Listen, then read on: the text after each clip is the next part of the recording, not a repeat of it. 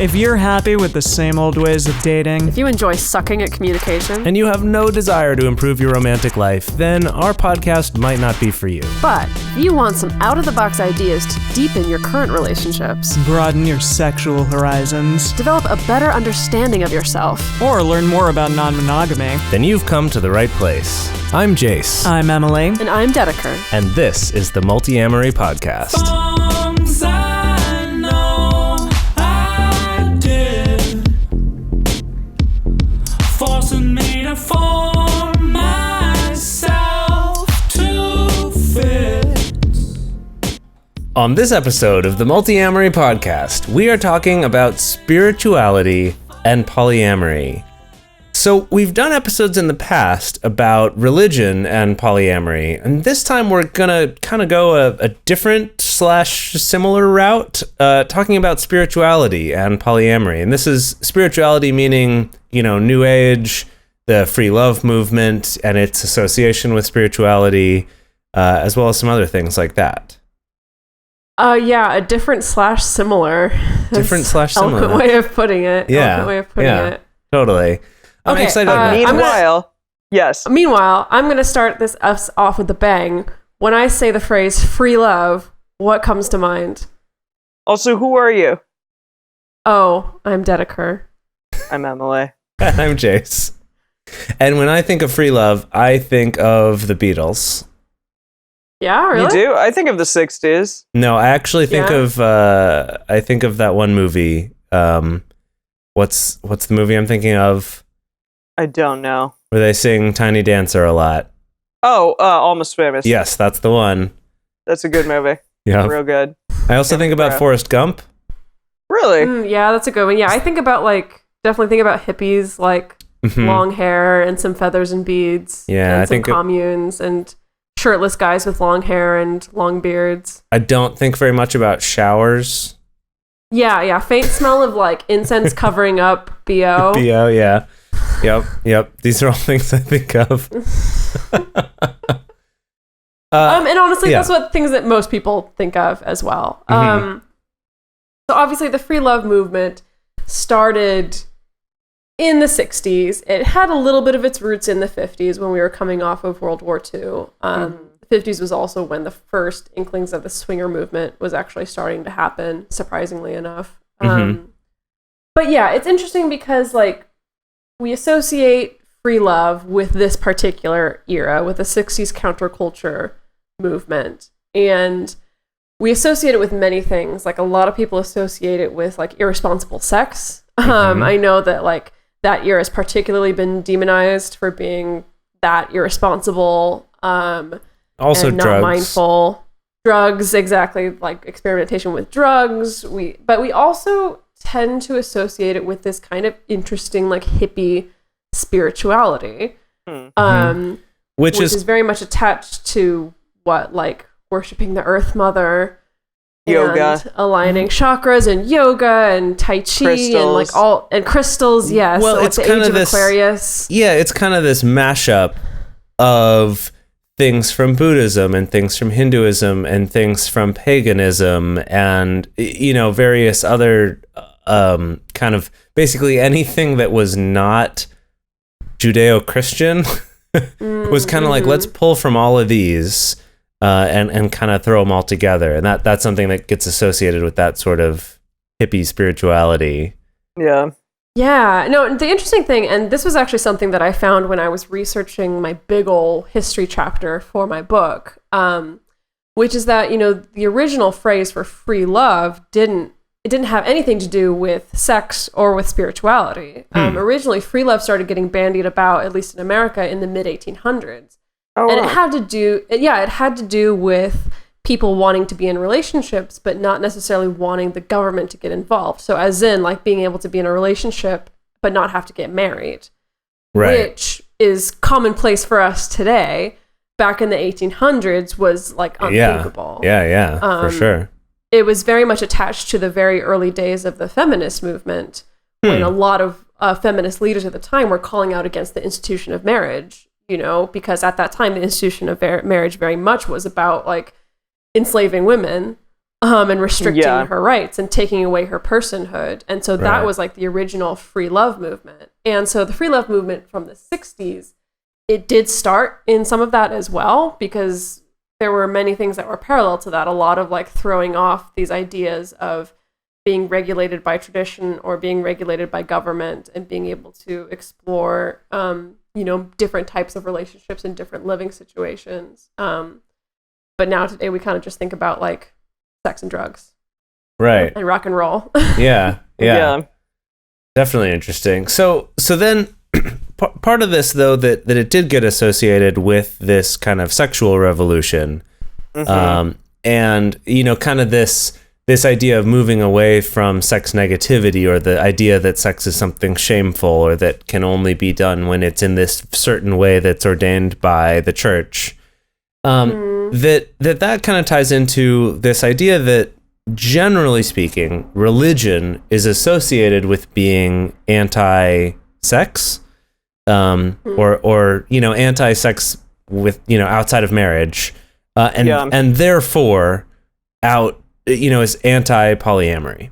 And I think that that's something that definitely gets echoed a lot in the communities that we're part of, is kind of this idea that anything religious is inherently anti-polyamory or anti anything that's not sort of the status quo monogamy, marriage-centric kind of thing. Yeah, so that's interesting. I mean, because I see definitely within the poly community, like I see a lot of people whose religious expression comes out more in this kind of like a little bit new agey alternative spirituality. I don't see as many people who do identify as like Christian or who identify as Muslim or anything else. I mean, I feel like I've seen a within the couple poly community. here and within the but poly we community. did. Like, have you guys? In that episode that we did many, many moons ago, I thought that we did find a Christian group that identified as polyamorous. Maybe I'm making this up, but I thought that we did. Oh, is that what it was? Swingers. The Christian swingers is a big thing, for sure. There you go. That's definitely, yeah. I don't know if it's a big thing, but it is a thing. I bet you it's bigger than you think it is. It probably is. Listeners, tweet at Multiamory and tell Dedeker if you think this is a bigger thing than she thinks. It is. Tell us your secret, sexy Christian swinging stories. Yes. Yeah. Exactly. Mm-hmm. So anyway, so that's the thing, is that when you do start up the conversation about spirituality within polyamory, that most people, I feel like, tend to align themselves with that kind of spiritual philosophy. It's like where you see the people who are the Tantra practitioners, or the yogis. And what is that exactly? A Tantra practitioner. We associate Tantra. Tantra is a much bigger subject. A lot of people associate it with tantric sex, which is like a meditative form of sex.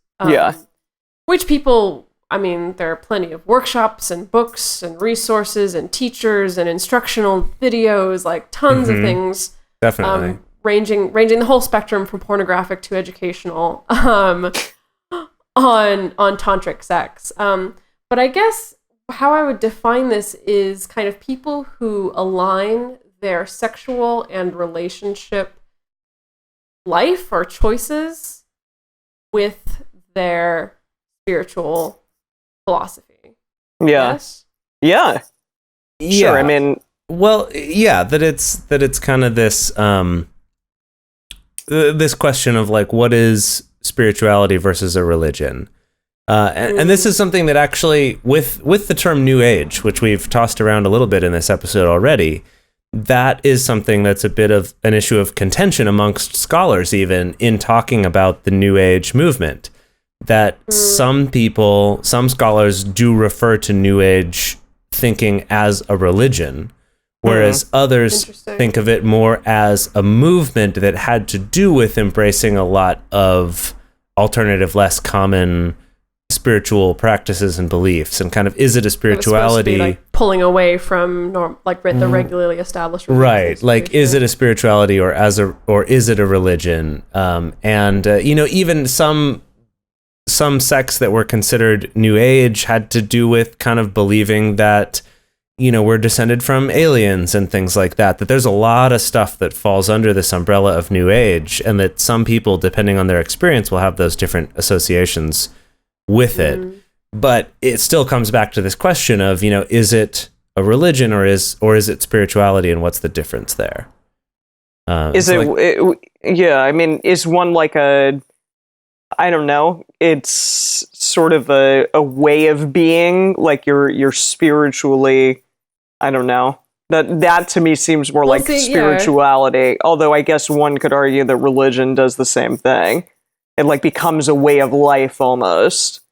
Like you're moving mindfulness. Most people tend to define it as that religion tends to be more of an institution. Sure. And that spirituality tends to be more of a personal expression. But there are plenty of people on the internet who will hop all over me for defining it that way. Sure. There's a lot of different types of spirituality that are very defined and have a lot of systems in place, I guess. Yeah. So yeah. But I kind of want to examine why it is that like polyamory and non-monogamy aligns with the kind of more New Age spirituality. And I mean, part of it is because that most established religions are very anti-poly. Sure. And so for people who still have this desire to have some kind of spiritual connection, or maybe want to connect to a community, the only option they have left is to turn to these alternative communities. I know in my own research for the book, it was the pagan community in the 70s, 80s, and 90s that was one of the first quote unquote religious communities to be very accepting and open of many different sexualities, of people being like transgender, or of people being bisexual or pansexual. And so they were also one of the first communities to accept polyamory. It's actually, Morning Glory Zell was a pagan priestess in the 80s, and she's credited with being one of the first people to even coin the term polyamory. Okay, which is sort of this unknown thing of who really coined that term. It's a bit of an issue of contention, so that's interesting. Yeah, but she was like a writer for a pagan newsletter, and she published an article, and that was kind of like the first time that we see the word polyamory in print, where she was describing this way of like having multiple romantic partners. Right. And so it's almost kind of like the modern day polyamory movement was a little bit born within the New Age spirituality movement. Yeah. Huh. Well, and I think that especially people that are that are of the generation kind of overlapping and just a little bit older than us, their experience compared to ours is definitely even more steeped in that community of New Age spirituality and stuff like that. That I think that like you said, it was kind of born out of that. And I think that it's becoming now, I think polyamory is becoming now something that's a little more of like a lifestyle choice. I also think sort of culturally we have the term lifestyle choice that I think wasn't really a term used quite the same way before. That that's before true. it was polyamory was kind of more tied up in spirituality, and that now it is more in this realm of a lifestyle choice that doesn't have to be associated with any particular philosophy on the universe and spirituality and God and all of that. I've heard people linking it to like a oneness though, which could, be connected to God in some sense, but also like people use the term high vibrational thinking and like, a mindfulness and a oneness and all of those things. That's what it reminds me of. I'm like the most not knowing person of any sort of religion. This is actually a good segue. Yeah. It is. Yeah, yes. because I wanted to talk to our listeners about the fact that the three of us embody a weird contradiction. Yes, you're right. I think the three of us all identify as like very logical, relatively left-brained people. None of us are particularly religious. Or spiritual, particularly ascribed to any, or particularly spiritual. In fact, often we tend to make fun of people who are like the super like tantra-y, super hippy dippy. However, the irony being that like we all have some of these hippy dippy influences in our lives, for sure, that we still do manifest. And so I wanted to talk about that. I kind of want to talk to you guys about like what are the more woo-woo parts of your life and how that relates to your relationships. Huh. Yeah, I mean, I'll start this one because we had talked about this earlier. So I, before I moved to LA, 7 years ago or whenever this was now, for a couple years before that, I was a musician and then later became the co-music director at a New Thought church. And New Thought That what it's called? Yeah, New Thought is specifically, it's also called Practical Christianity is another term for it that's not as commonly used anymore. Interesting. I haven't heard that one. Yeah, so New Thought is a movement that is, kind of runs a range of things, but it is kind of tied up in basically like this idea that the message that, that Jesus was a real person, but that, he was an enlightened person, just like Siddhartha was, or various other, or Thich Nhat Hanh, or other spiritual teachers. But they do believe in sort of basically like The Secret, right? Like in kind of manifesting things and that like faith healing essentially, but sort of without the kind of rules oriented way that a lot of religion is. It's still kind of based out of Christianity. It kind of comes out of that teaching. And for me, when I first started getting involved with this is because it was a job, because they paid me to play music there. Yeah. And I was, somewhat fresh out of college and needed that extra money. And, being raised Christian, it was like this interesting thing of like, well, this is a little bit weird. I'm not sure how I feel about this. But I did find that over time, I came to have an appreciation for it. And this particular church, where in Seattle, was one that more so than others, like really incorporated a lot of different religions.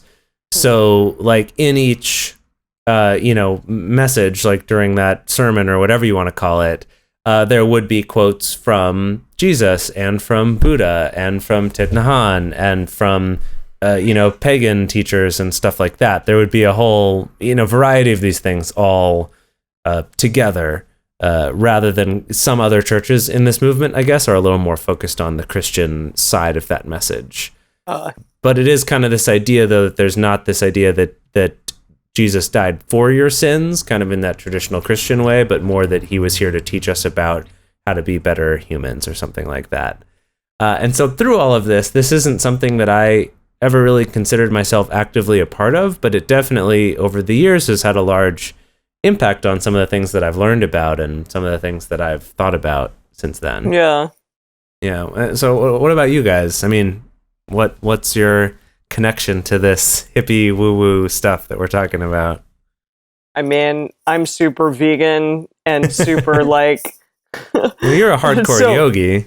And that, I mean, I don't really meditate on a daily basis outside of yoga, but within yoga, there's definitely a meditative aspect of it, as well as sort of like just being better within the world and living your life in a more mindful way, and breathing, and it has absolutely made a huge difference within who I am as a person, and definitely like it made me at least feel more one and connected with everyone involved on this planet and stuff. And I think more so than I have been probably before, because again, like as I've said before, I never ever grew up, unlike the two of you, with a religious background in any way. Right. So to have this other sort of thing, which I definitely wouldn't call yoga a religion, although maybe some people would, but it is kind of a spiritual,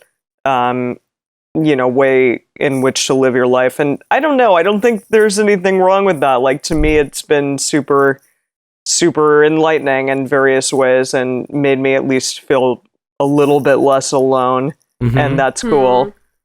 Yeah. Well, my question for you is, because I definitely get the impression from you that like your yogic practice is connected to that.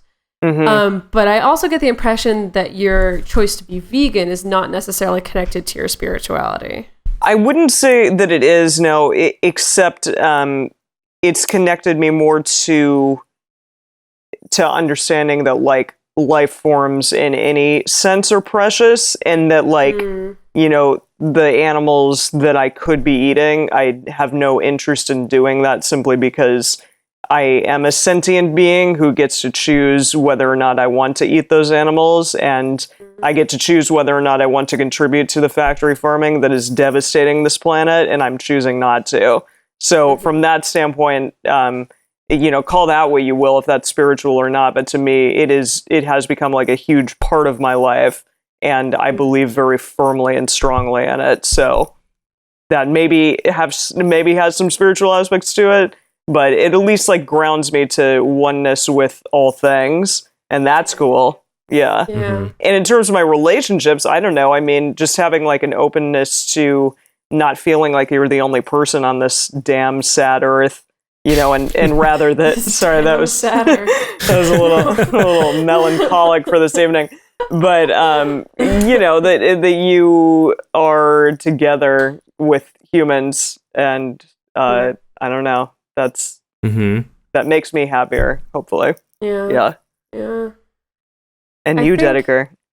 I mean, for myself, I was raised quite religiously. I was raised Christian, and then, when I stepped away from that and had some periods of exploring, I guess, like, the joke that I always make is that for a long time I've identified as Buddhist. Yeah. Which is, just like kind of half Buddhist, I have a daily meditation practice, and I do have a yogic practice as well. And I think part of my other spiritual practice is also like reading spiritual teachers or listening to philosophers and trying to kind of contribute to my own growth in that way. But it's interesting because I feel like how that bleeds into my relationships is almost a little bit similar to your veganism, where it's like not necessarily directly connected to your spirituality. At least that's not where it started for me. Like, poly didn't start from a spiritual place for me of wanting to connect or wanting to feel like one with more people or wanting to find like more like universal love or anything like that. But it definitely has created some ties between those two aspects of myself now, which is something that I think we'll get into a little bit later on in the episode. But we need to take a break real quick. Okay, so we just want to take a quick break to talk about how you guys, the listeners, whom we love so much and without whom this show would not be a reality, how you guys can help support us. The main way that you can do that is by going to support us on our Patreon page. That's going to be at Patreon, patreon.com/multiamory.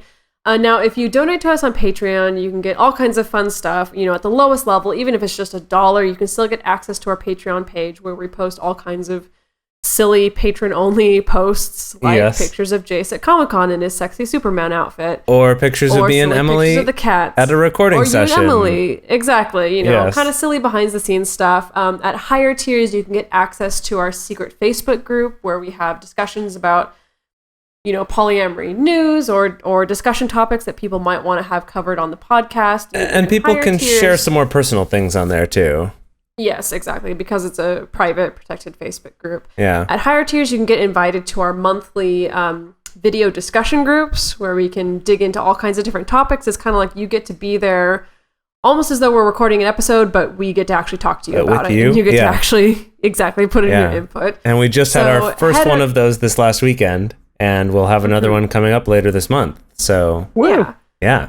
So head on over to our Patreon page. Again, that's patreon.com/multiamory. What you guys can do also for free is you can go to iTunes or Stitcher or Google Play or wherever it is that you are listening to this podcast and leave us a review. It only takes a couple seconds of your time. You don't even have to say anything elaborate, but good reviews help us show up faster and higher in search results, which helps us broaden our audience and helps us deliver this content to more people who want to hear it. Yes. And then what else can they do? The other thing that you can do is go to our sponsor, adamandeve.com. So adamandeve.com. If you go and you use the promo code MULTI, MULTI, you will get 50% off of almost any item in the store, which is pretty freaking sweet right there. They've got sex toys, outfits, adult films, big variety packs of condoms, like all sorts of stuff like that.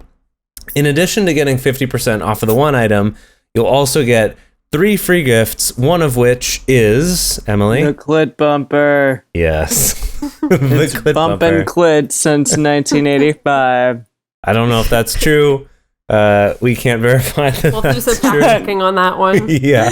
And you'll also get free shipping on your whole order, which is a pretty great deal. We love it. We've all ordered stuff and gotten our free gifts from Adam and Eve. We recommend you do it too, because part of your purchase will also help support our show, which, as we said before, helps us to keep doing this. Honestly, like that's both the Patreon subscribers and people going to our sponsors like Adam and Eve really does help us to keep growing this, keep expanding this show, keep expanding the things that we offer.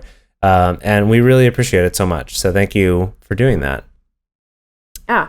Okay. Back into it. So. Okay, yeah. So in coming back into it, so obviously all of us have a little bit of this kind of alternative spiritual influence within our lives, although not necessarily directly on our relationships. And I want to talk a little bit about why the 3 of us specifically have chosen to kind of express our spirituality in different arenas of our lives, but not necessarily tie it to our relationships.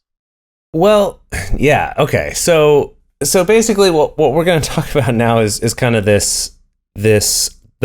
problem with getting a little too spiritual. And in our episode about religion and polyamory, we got into this a little bit, and this kind of applies here too. A lot of the things are similar, actually. Yeah. And it's basically this, like we said at the very beginning of this episode, we generally think of ourselves as pretty pragmatic, left-brained kind of people. Empirical is the word that I like to use. But basically, it's this idea that there is spirituality, which can be this really helpful thing, or religion, which can be a really powerful, life-enhancing thing for a lot of people. But when taken too far, it can lead people to kind of ignore science or ignore things that have been studied, because there's kind of this opposition, this artificial, in my opinion, artificial opposition that's created between spirituality and science, or religion and science. And so the example of this that is a nice illustration of it is when I was in college, I was in a psychology class, and we learned about something called cognitive dissonance. And if any of you have studied any psychology, this is a pretty base level thing you learn in psychology. And basically, it's the idea that your brain, if it interprets that you think something different than the way you act, it perceives that as dissonance. Which means you're like acting inconsistently with how you feel, and your brain doesn't like that. So it's either going to change the way that you're behaving, or it's going to change the way that you're thinking. So the example of this is that they did a study where people do a really boring task, and then afterward are asked to explain to the next person who's going to do this boring task that it was actually really fun. And in one group, they just asked them to do it. The next group, they paid them like $5 to do it. And the next one, they paid them $20 to tell the people that it was going to be fun. And they found that the less a person was paid to say that this thing they were doing was fun, the more likely they were to actually say that it was kind of fun later when they filled out a questionnaire about it. Like when they're asking about their own opinion of about it. The task. That they Really? remembered the activity as being more fun the less they were paid to tell someone else it was fun.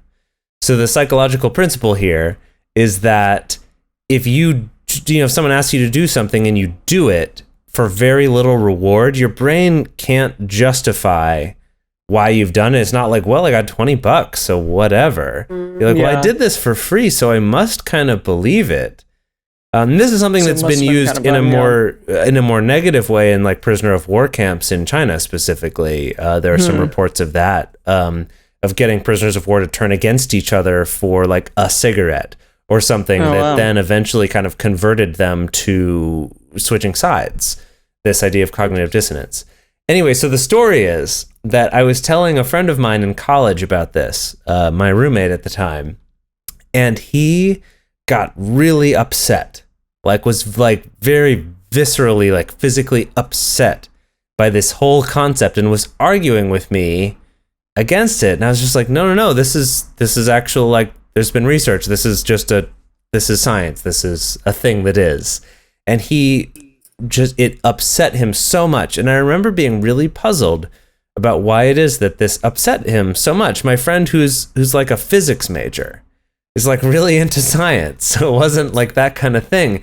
And what I realized about it is that it challenged for him this idea that he was the one in control of himself. That like everything that he thought or felt was entirely in his control. That it challenged that idea, and that to him was so threatening that it actually made him angry. It actually made him upset. It was one of the few fights that we ever had, actually. And I think that with a lot of things relating to, science and religion and logic versus spirituality and science versus spirituality, it's the same kind of thing. And like Neil deGrasse Tyson talks about in Cosmos a lot, that this idea that explaining the science behind how humans work or how the universe works doesn't take away the magic of it. It adds to it. And in the same way with this, with just like gravity, that when we learned about gravity, it didn't make us all of a sudden less powerful. It made us able to utilize gravity to our advantage. Yeah. And that the same with this, with understanding cognitive dissonance, I've found for myself that since having an understanding of that, it gives me a better understanding of myself, and it allows me to weigh my feelings in a different, more educated way than if I felt like, no, I have to hold on to this belief that I'm entirely in control all the time, and that there's no other factors that can control my feelings. What it reminds me of is I actually had a conversation about this with a partner once, talking about NRE, about new relationship energy. And I know we've covered that on the podcast before. Where I was explaining to him that, like, well, it's this chemical process, and like this fires off and then that fires off, and it lasts for this long. Right. And he got upset because he was like, well, that's very like unromantic. Yeah. And like, I've gotten the same reaction. Like it kind of is. Yeah. That makes it like less special. But honestly, like really the way I feel is like, no, like I think it's freaking awesome to know this stuff, because that means that like, because I know it, like I can actually enjoy it. Yeah. Knowledge is power. Exactly. Like it loses its power over me, and now I can actually enjoy it. And so it's kind of like I know like, okay, well, these chemicals are only going to be in my system for like 6 months to a year. So I'm really going to enjoy them. But then also when those chemicals go away, that I don't have to have that moment of panic of like, oh my God, am I falling out of love with my partner, or do I not love my partner anymore? Like, absolutely. Like knowing what's going on behind that feeling of falling in love actually empowers me to feel more free to fall in love, which is the irony. Mm-hmm. Yeah. That's cool. Definitely. So when we're talking about this kind of the dark side of spirituality is that it can also, just like religion, lead to this resistance to thinking about things more scientifically. It can lead to this kind of magical thinking is the term for it. This idea, this magical thinking, that in thinking that you have more power than you actually do. And it's this kind of, it's a tricky thing where it's like, I think for a lot of people, we have more power than we believe that we do. But in certain other ways, people can start to think they have more power to kind of affect the physical realm in a way that they don't. And so there's sort of this balance to be found. Like I'm going to pray for something. Right, like praying for something. That there have been studies that have been shown that with people who are sick, where they have a control group that doesn't do anything, and then a test group where people are praying for them, and they found that the group that had more people praying for them were less likely to recover from their sicknesses.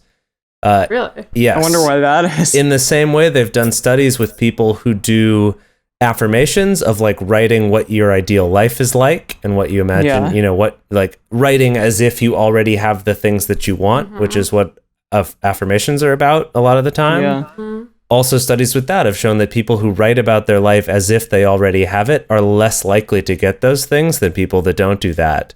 Right. So there's a lot of scientific evidence to go against both of those. And let me just clarify. I don't think affirmations are a bad thing.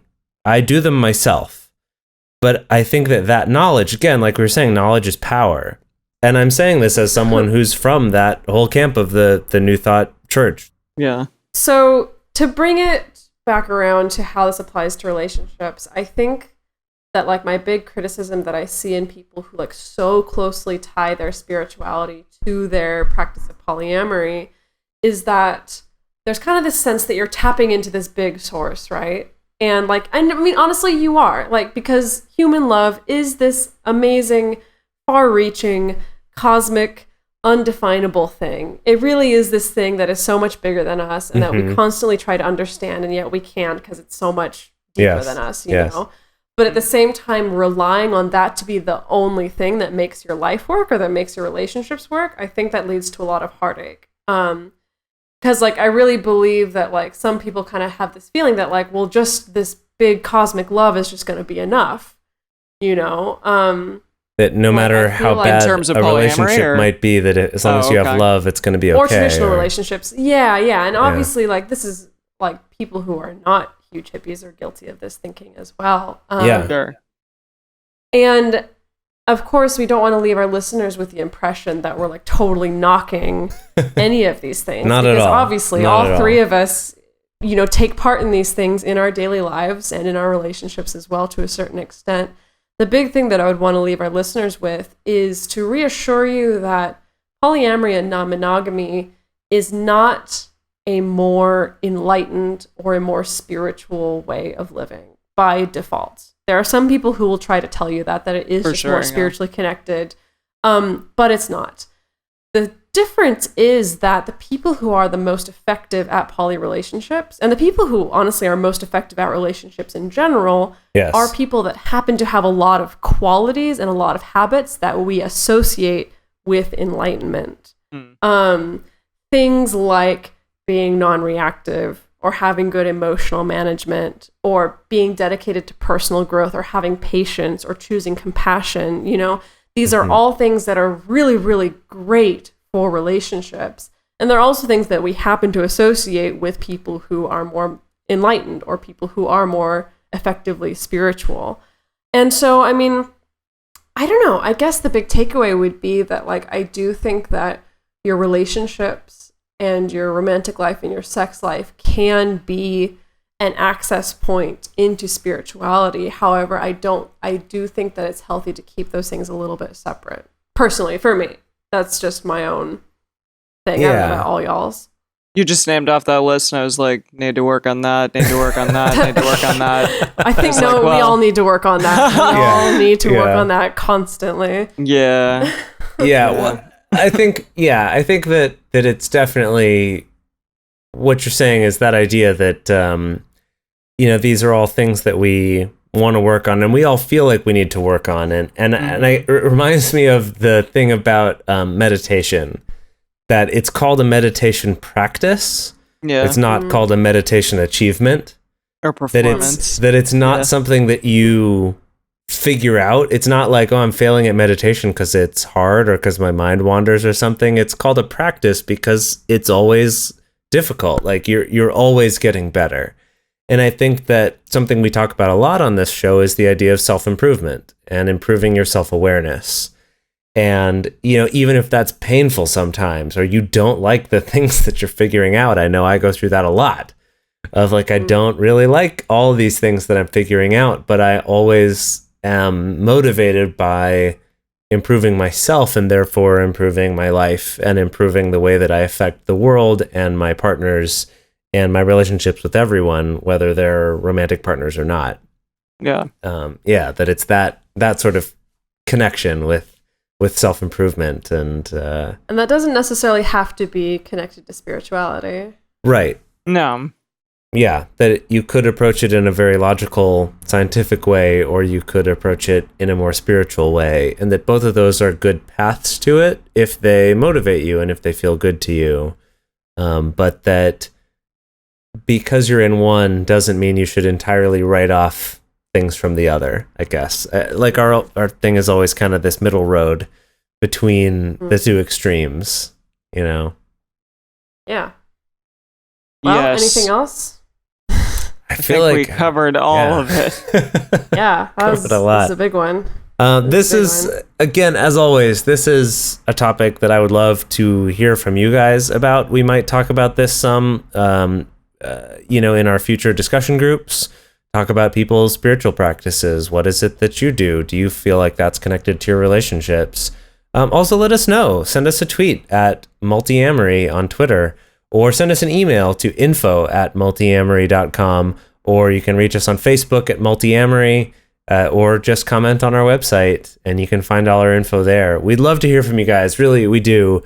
We try to respond to everything either in an email or by addressing it on the podcast. We really appreciate hearing from you. It helps us to come up with future topics and helps us to, steer this show. Like, you are all part of our community, and we love you for that. Thank you so much. All right. See you next All week. you need is love. Jesus. End us out with some throat singing. Some throat singing, Jace. Okay, I Take took us a home. class in Big finish. Tuvan throat singing in college. Here you go. He's so good at it. Watch. Now you psyched me out. Okay, ready? Come on, let's hear it.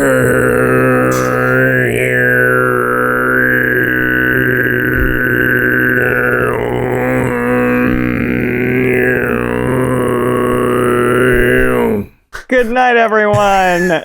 See you next week.